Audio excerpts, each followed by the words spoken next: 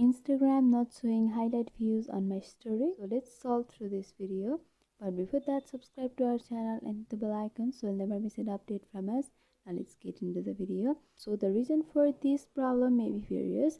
So the first thing is, if your Instagram needs to be updated, then also you'll be able to see this problem.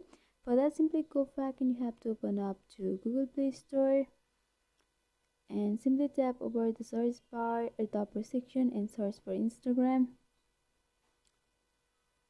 So here my Instagram app is already updated, but if there is an update option instead of open on your screen, then you just have to tap over the update and update your Instagram.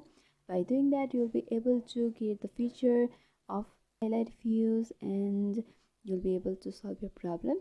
If you are able to solve this problem by updating your Instagram, then that's okay.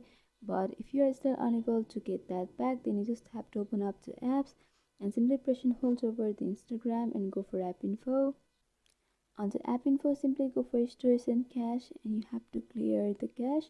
By clearing the cache, Instagram application will be refreshed and you'll be able to get back that feature. You can go back and check, you'll be able to fix your problem. So these are the two fixes to fix when your Instagram is not showing highlight views on your story. So I hope this video was helpful.